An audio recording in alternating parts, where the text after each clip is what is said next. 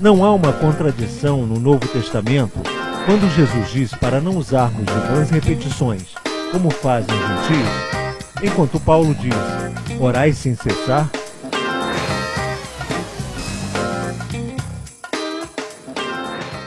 Não há nenhuma contradição.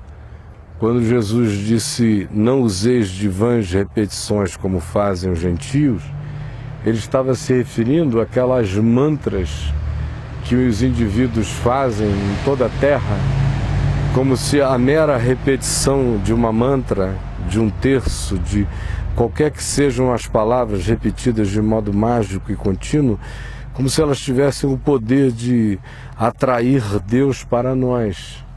Ele estava se referindo a isto primariamente.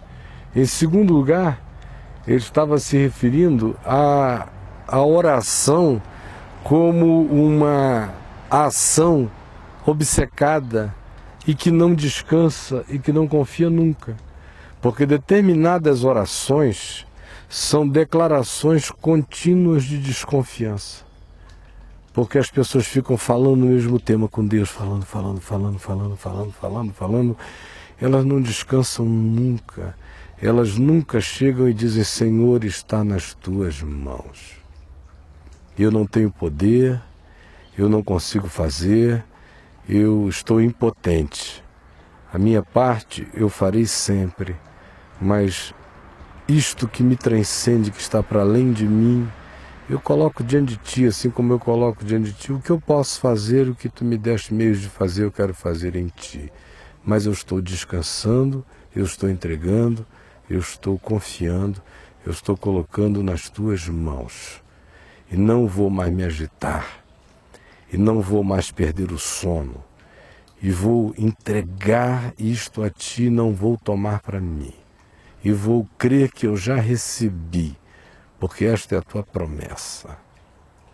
Era isso que Jesus estava se referindo, esse tipo de confiança que entrega, ao invés de ficar naquela aflição que gera o efeito oposto. Aí você me pergunta, mas que efeito oposto é esse que a oração que tem um objeto e que não cessa nunca de mostrar esse objeto a Deus? Senhor, olha aqui meu filho, olha aqui meu marido, olha aqui minha mulher, olha aqui, aquela angústia o dia inteiro. Você sabe do que eu estou falando. Não tem sossego nunca. Eu só vou sossegar no dia que esse filho não me der mais trabalho. Então diga, Senhor, me mata, porque filho dá trabalho a vida inteira. Mas para com isso, os trabalhos só mudam. Mas a pessoa não para. E aí essa oração começa a virar uma obsessão, começa a fazer mal a você. Começa a se transformar num tema que vai alterar as suas emoções, vai alterar os seus afetos, vai alterar o seu cérebro, vai produzir novas conexões neurais, vai mexer você, vai fixar você, vai aprisionar você a um pensamento negativo de dia e de noite.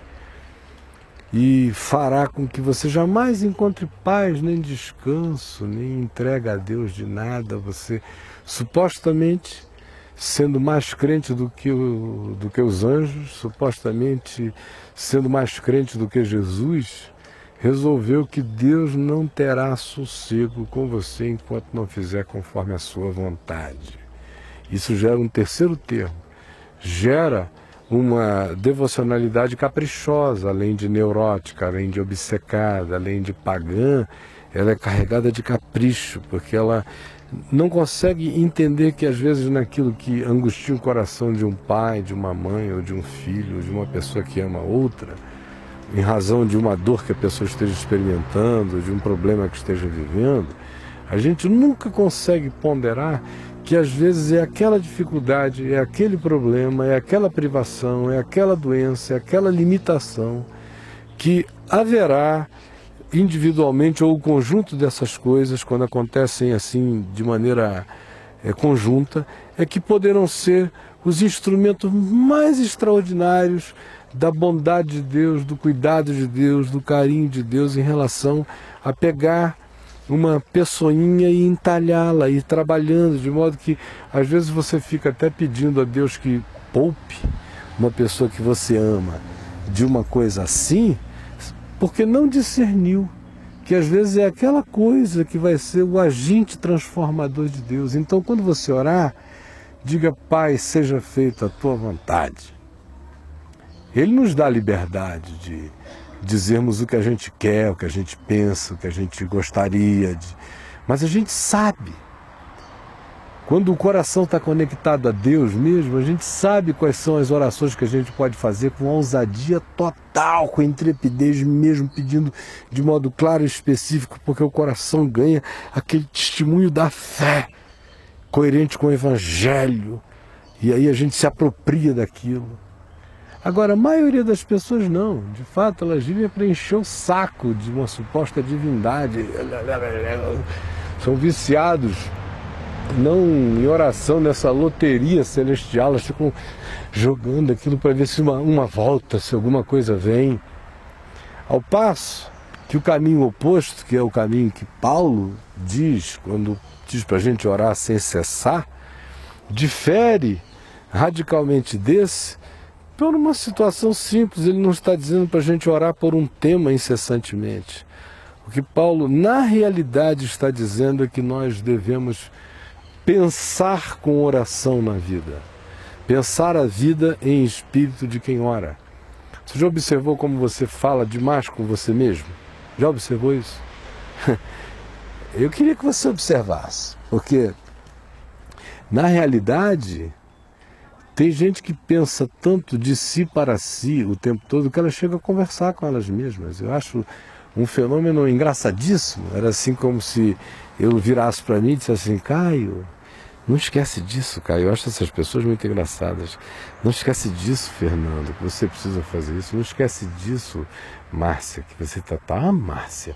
E tem gente que conta isso para você assim. Então eu peguei e falei para mim: Caio, que é isto, Caio? Então, eles se conversam o tempo todo. Vai ficando um pessoal assim narcisista.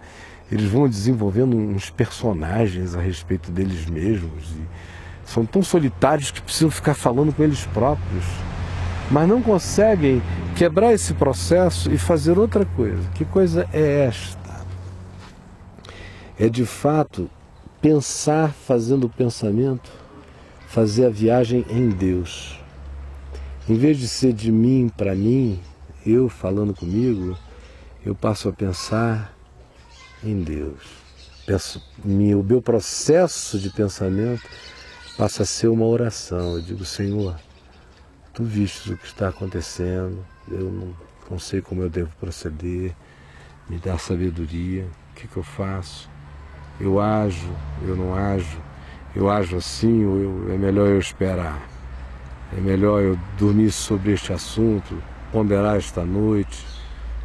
Ou é algo que demanda uma ação pronta? Considera, trata disso tudo à luz do Evangelho. Por isso é tão importante estar lendo a palavra sempre, para estar com a mente cheia de como Jesus pensava, via, agia, reagia às coisas, aos grupos humanos, às pessoas, o que já nos dá um adianto extraordinário, já cria um chão para a gente caminhar, para a gente ponderar, para a gente andar. E mais do que isso, quando Paulo disse orar sem cessar, ele estava querendo reeducar a mente da gente, para que o nosso processo passasse a ser não psíquico, não ao mal. Quando a gente fica falando de nós para nós mesmos, e apenas o tempo todo assim, ou com maquinações sem fim, sem fazermos a viagem acontecer em Deus por meio da oração, levando tudo em orações e súplicas diante de Deus o tempo todo, fazendo o nosso pensar viajar pelo Evangelho e pelo coração de Deus. Quando a gente não faz assim e fica só tratando o assunto de nós para nós mesmos, nós nos tornamos à medida de nós mesmos, nós nos apequenamos, nós perdemos a referência, de modo que orar sem cessar é, antes de tudo, uma educação nossa no espírito. Nós nos tornamos seres menos psíquicos, menos almáticos, menos levados só pela emoção, pelo impulso, e nos tornamos pessoas mais do espírito, onde a mente faz a viagem em Deus sempre. Isto é orar sem cessar, o que é totalmente diferente de pegar um tema e nos obcecarmos em função dele. Ou seja, orar sem cessar é um caminho espiritual. E não orar como oram os gentios com vãs repetições é justamente a despaganização da mente. Quando a gente não ora como oram os gentios com vãs repetições, a gente está despaganizando a nossa mente. E quando a gente ora sem cessar no Espírito, a gente está educando genuinamente a nossa mente. É para pensar. E eu queria dizer a você o seguinte: se você quiser me fazer perguntas, me escreva. Escreva para o e-mail que está aparecendo aí. Você está vendo na Vem Ver TV. E me pergunte. Agora faça perguntas de no máximo 3 linhas, tá bom? E eu terei todo prazer em responder. A gente volta dentro de algum tempo aqui mesmo, na programação da Vem Ver TV. Até já.